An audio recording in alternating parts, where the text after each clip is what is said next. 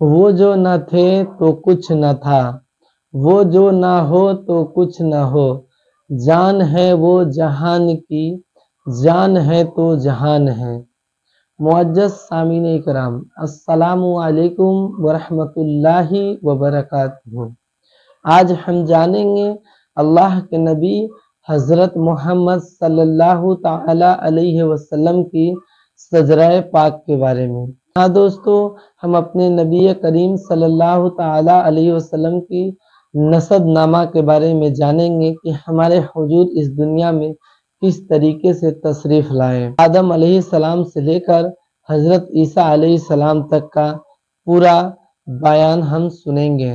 چھوٹی سی ویڈیو ہے، اس میں بہت کچھ آپ کو سیکھنے کو ملے گا۔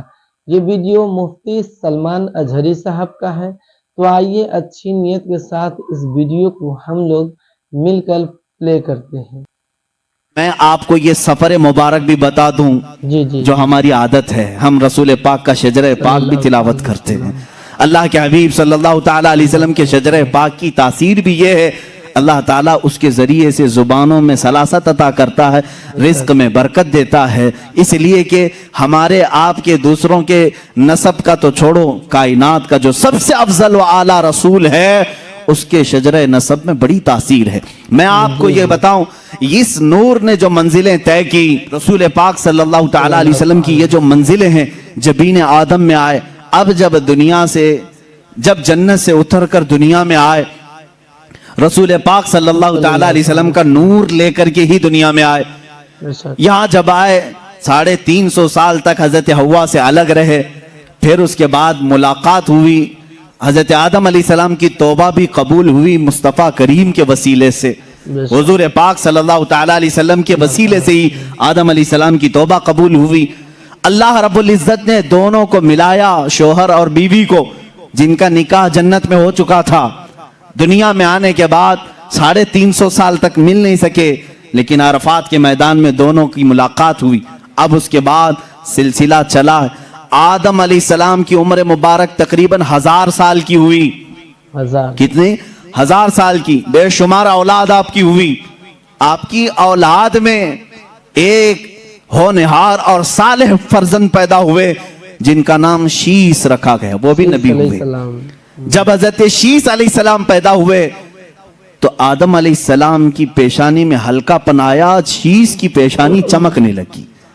حضرت آدم علیہ السلام سمجھ گئے نور مصطفیٰ منتقل ہو کر شیس کی پیشانی میں آ گیا ہے۔ حضرت شیس علیہ السلام کی جبین مبارک چمکتی تھی۔ میرے عزیزو، یہ چمک جو ہے حضور کے سارے آبا و اجداد میں پائی گئی، سارے حضور کے جتنے باپ آدم علیہ السلام تک آتے ہیں نسب میں، سب کی پیشانیاں چمکتی تھی۔ حضرت شیس علیہ السلام سے یہ نور مصطفیٰ صلی اللہ تعالیٰ علیہ وسلم یانش میں آیا۔ یہ یانش حضرت شیس علیہ السلام کی اولاد میں سب سے بڑے تھے اور سب سے زیادہ پرہیزگار، اپنے باپ کے وفادار، اتنے اعلیٰ اخلاق تھے۔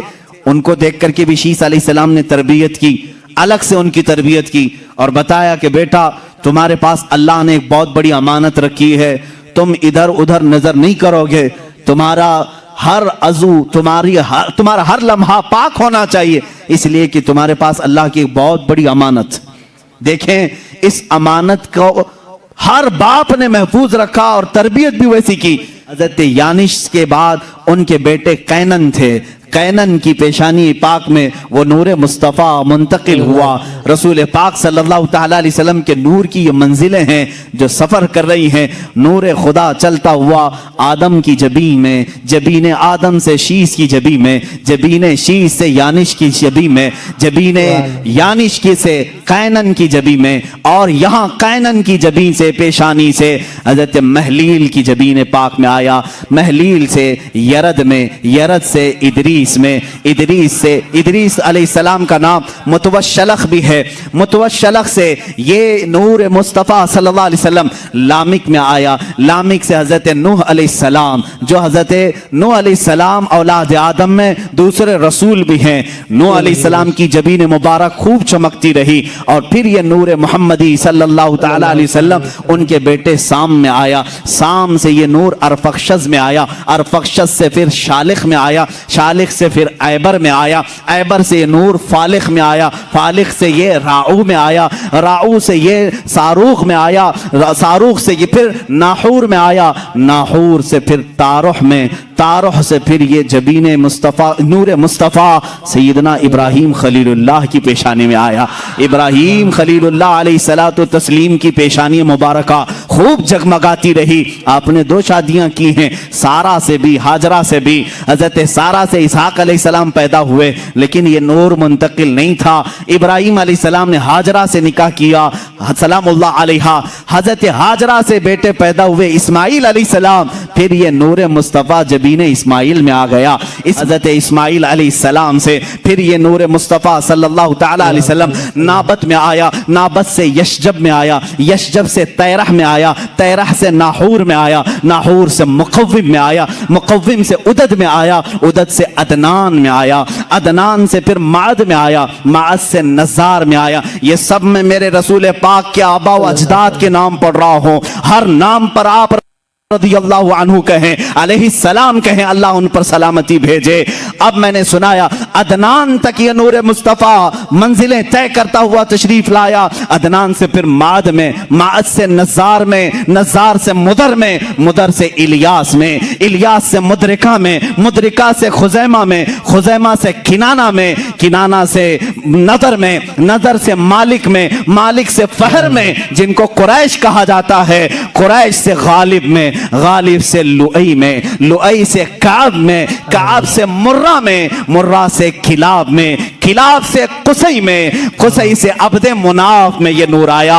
अब्दे मुनाफ से ये नूर मुस्तफ़ा मुंतकिल होते हुए सैयदना हाशिम की जबीन पाक में आया। सैयदना हाशिम से मुंतकिल होते हुए मुस्तफ़ा का नूर सैयदना अब्दुल मुत्तलिब में आया। अब्दुल मुत्तलिब की पेशानी से ये मुंतकिल होकर आपके फर्जंद अर्जुमन सैयदना अब्दुल्लाह की पेशानी में आया। सैयदना अब्दुल्लाह की जबीन मुबारका से ये नूर मुंतकिल होकर के रजब के महीने में बीबी आमिना के शिकमे मुबारका में आया। सैयदा बीबी आमिना के शिकमे मुबारका रजब के महीने में ये नूर मुस्तफ़ा मुंतकिल हुआ। 9 माह उनकी माँ को सादतें बख्शता रहा, 9 माह उनकी माँ को उरूज बख्शता रहा। ना कोई दर्द, ना कोई कर्ब, ना कोई फिक्र। बीबी आमिना को हर तरह के दर्दों से आजादी थी, बल्कि उन्हें कभी बोझ भी महसूस नहीं हुआ। ये नूर मुस्तफ़ा बीबी आमिना के बतन से 12 रबीउल अव्वल को इस फर्शे गीती पे जलवागार हुआ।